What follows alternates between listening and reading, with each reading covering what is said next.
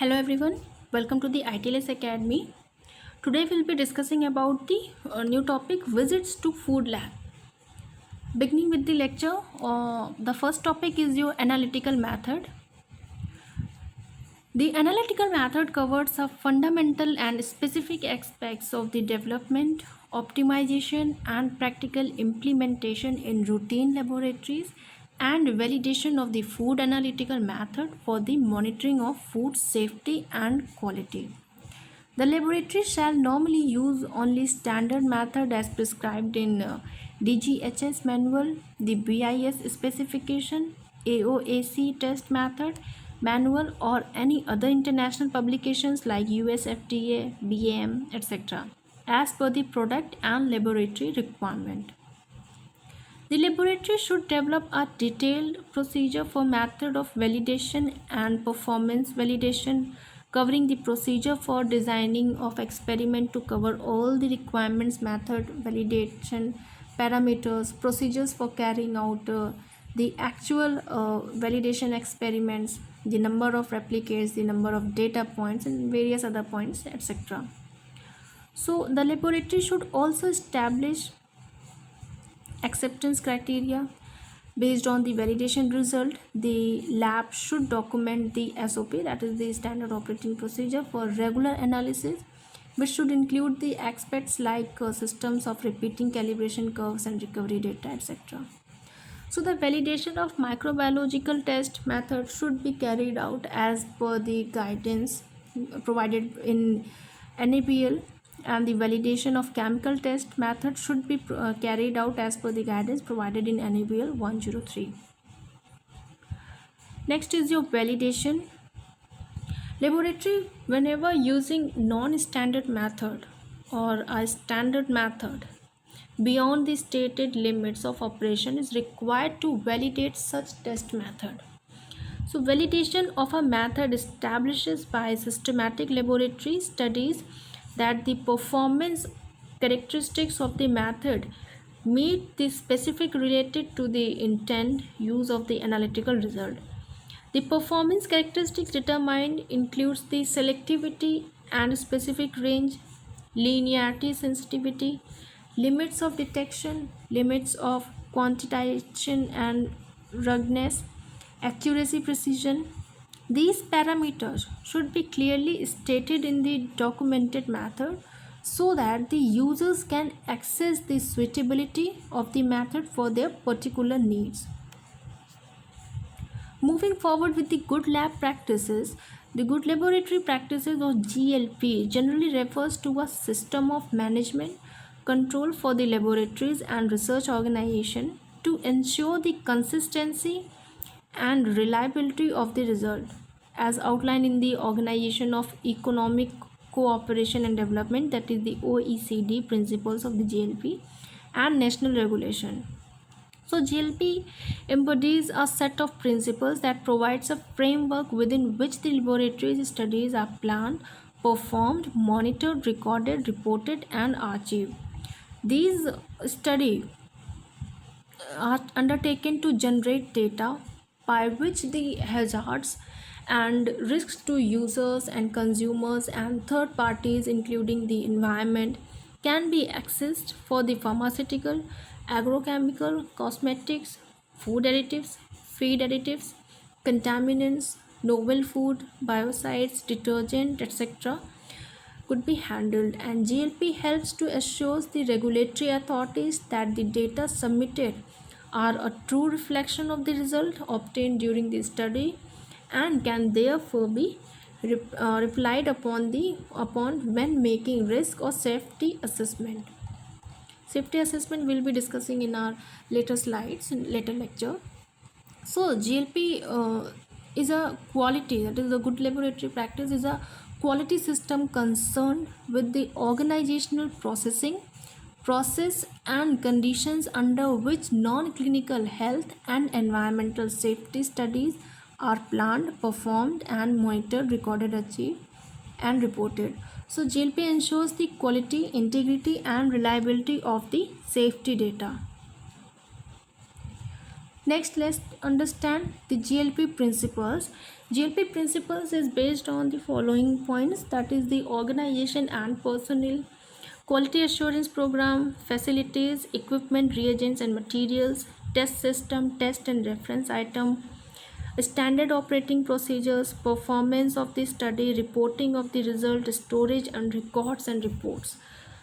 Taking the first point, the organization and personnel. The organization and personnel generally focuses on the management responsibility and sponsors responsibility, the study director responsibilities and principal investigators and study personnel. So the organization structure of a laboratory shall be defined and documented. It shall include the reporting and supervisory structures, the size structure and the composition of the laboratory taken together should be suitable for the competent performance of the technical and administrative functions of the laboratory. The responsibilities and authorities of key personnel of the lab shall be documented along with the job description for all the personnel. The deputies shall be appointed for key managerial personnel. The laboratory should be appointed a member of staff with defined responsibility and authority for ensuring that the system relates to the quality as described by this criteria is established, implemented and followed at all the time. The quality assurance program generally deals with the quality, and the laboratory shall have the quality control procedures for monitoring the validity of the test and calibration undertaken. They should include the internal quality control measures like use of certified reference sample materials, replicates test, or calibration using the same or different method, retesting or recalibration of retained items, or correlation of results for different characteristics of an item. This monitoring should be carried out as per the predetermined plan and should cover all the tests under the laboratory's scope of testing in a defined time period. As external quality assurance measures, the laboratory shall periodically participate in self-initiated inter-laboratory comparison programs or initiated by other laboratories like CFL. In addition to the above that I have been discussing, the laboratory should also participate in independently and professionally organized national and international proficiency testing programs, such as being conducted by the NABL and Asia Pacific Laboratory Accreditation, as per plan to cover all the tests under the laboratory's scope of testing in a defined period of, we can say, 3 years. So quality control data obtained from internal quality control measures and external quality assurance measures shall be analyzed, and where they found to be outside predefined criteria, planned actions shall be taken to correct the problems and to prevent the incorrect result from being reported. If unsatisfactory results are obtained, then laboratories shall be able to show that the problems are promptly investigated and rectified, and satisfactory performance for the test method in questions can be achieved afterward. All findings in connections with unsatisfactory performance shall be recorded side by side. Next point is your facilities.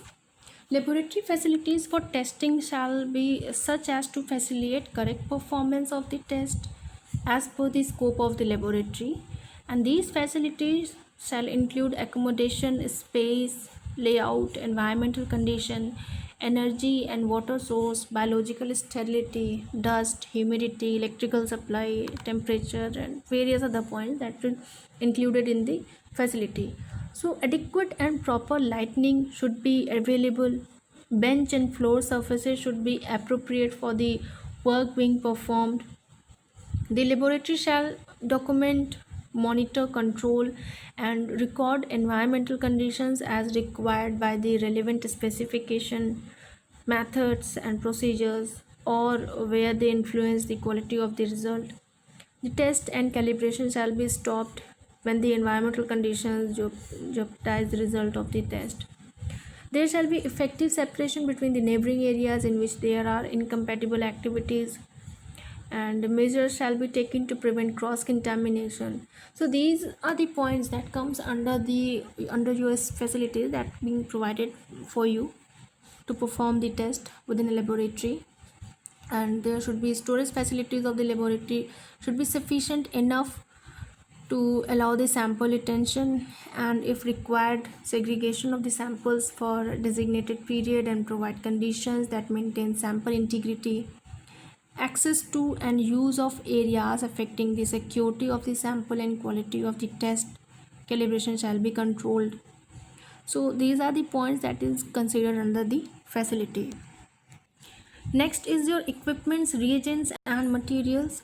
The laboratory shall be furnished with all the items of the test equipment required for the correct performance of the test contained in the laboratory scope of testing, which may cover general chemical testing, residue testing, microbiological testing, or a combination thereof for a variety of food products as per the food regulation.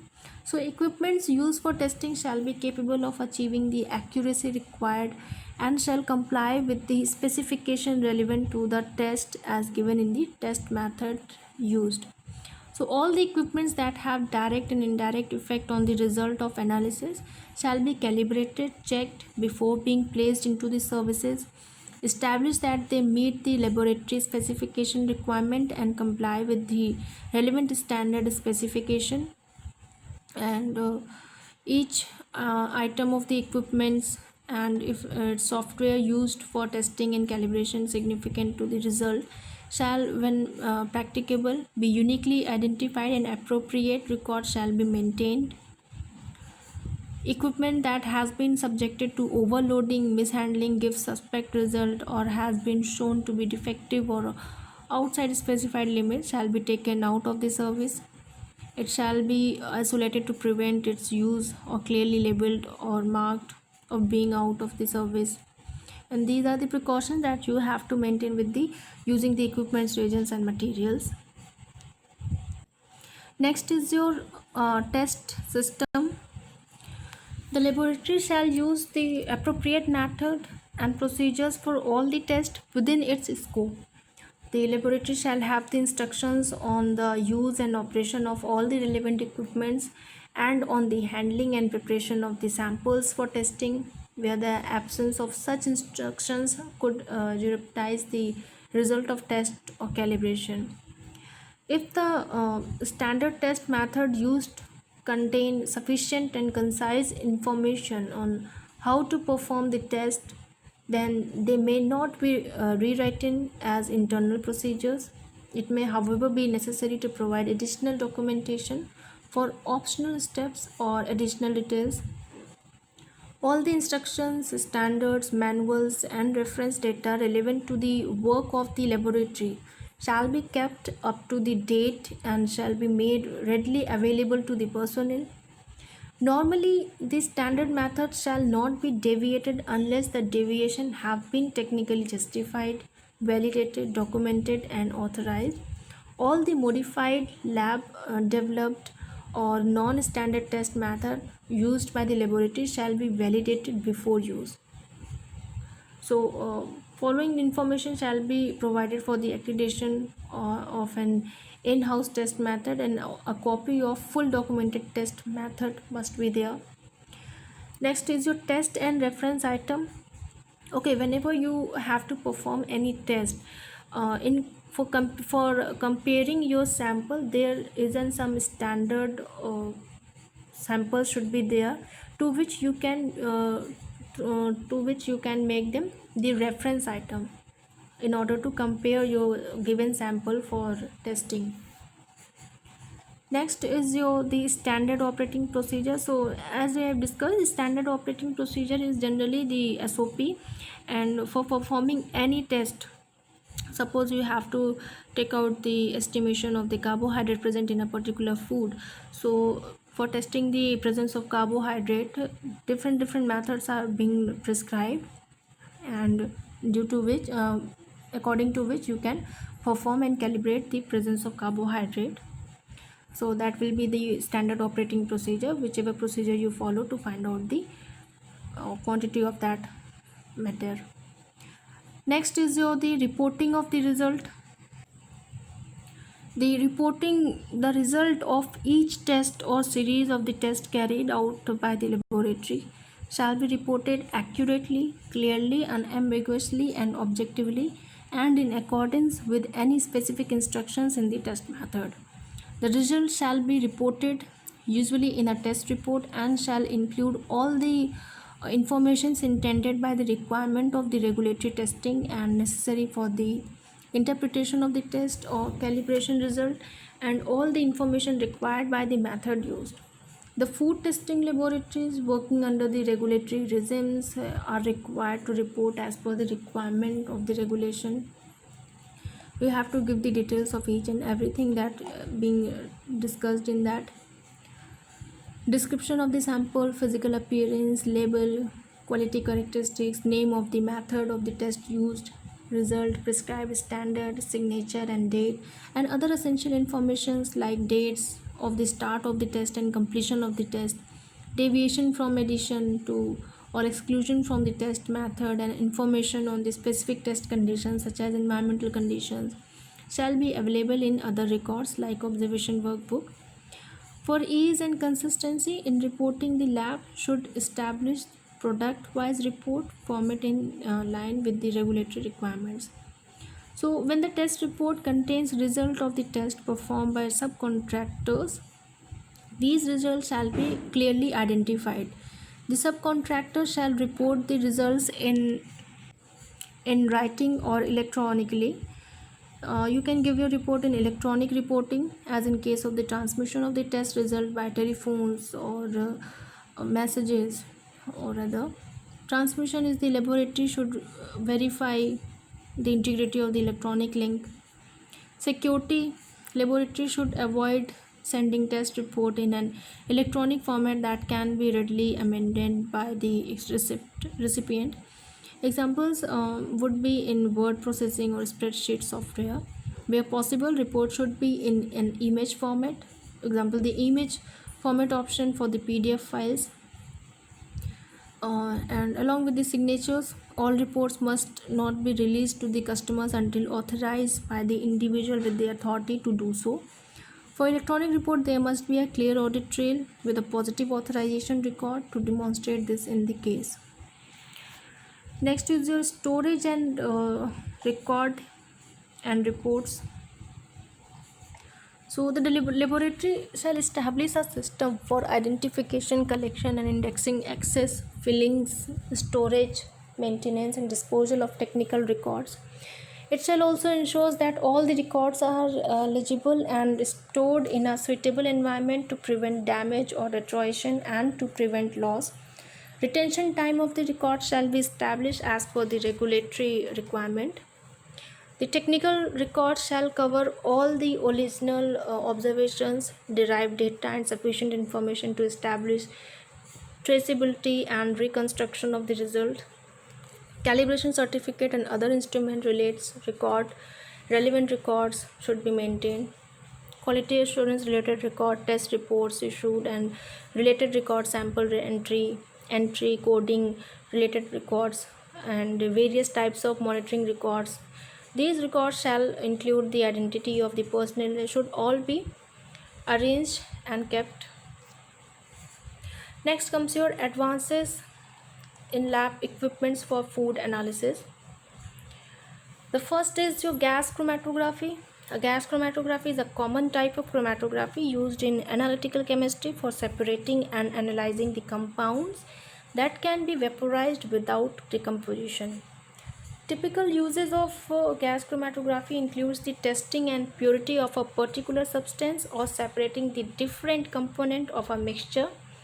The relative amount of such component can also be determined, and in some situation the GC may help in identifying a compound in a preparative chromatography. It can be used to prepare pure compounds from a mixture. So gas chromatography is based on a partition equilibrium of analyte between a solid stationary phase and a mobile phase. The stationary phase is adhered to the inside of a small diameter glass tube or a solid matrix inside a larger metal tube. It is widely used in analytical chemistry. Through the high temperature used in gas chromatography make it unsuitable for higher molecular weight biopolymers or proteins, and heat will denature them. Frequently encountered in biochemistry, it is well suited for use in the petrochemical, environmental monitoring, and industrial chemical field. It also used extensively in the chemistry research. Next equipment is your the HPLC, that is your high performance liquid chromatography, is a form of column chromatography used frequently in biochemistry and analytical chemistry to separate, identify, and quantify the compounds based on their idiosyncratic polarities and interactions with the column stationary phase. The HPLC utilizes different types of stationary phases, a pump that moves a mobile phase and analyte through the column, and a detector that provides a characteristic retention time for the analyte. The detector may also provide other characteristics information, and analyte retention time varies depending on the strength of its interaction with the stationary phase and the ratio composition of the solvent used and the flow rate of the mobile phase is detected. With the HPLC, a pump is provided in the higher pressure required to propel the mobile phase and analyte through the densely packed column, and the increased density arises from the smaller particle size, and this allows for a better separation on column of shorter length when compared to ordinary column chromatography. Next equipment is the mass spectrometry. Mass spectrometry is an analytical technique for the determination of the elemental composition of a sample or a molecule. It is also used for elucidating the chemical structures of the molecules such as the peptides and other chemical compounds. The mass spectrometry principle consists of the ionizing chemical compounds to generate the charged molecule or molecular fragment and measurement of their mass to charge ratio. Next is your atomic absorption spectroscopy. The atomic absorption spectroscopy is a technique for determining the concentration of a particular metal element in the sample. The technique can be used to analyze the concentration of over 70 different metals in a solution. This technique makes use of absorption spectrometry to access the concentration of an analyte in a sample. It relies therefore heavily on Beer-Lambert law. In short, the electrons of the atom in the atomizer can be promptly to higher orbital for short amount of time by absorbing a set quantity of energy, and this amount energy is specific to a particular electron transition in a particular element, and in general each wavelength corresponds to only one element. This gives the technique its elemental sensitivity. So as the quantity of the energy put into the flame is known and the quantity remaining at the other side can be measured, it is possible from Beer-Lambert law to calculate how many of these transitions took place and thus get a signal that proportional to the concentration of the element being measured. Thank you for being with us. For more information, please log on to our website www.itlsacademy.com. You can also follow us on Instagram, Facebook, Twitter, WhatsApp, LinkedIn, and yes, subscribe our channel ITLS Academy at YouTube. Thank you.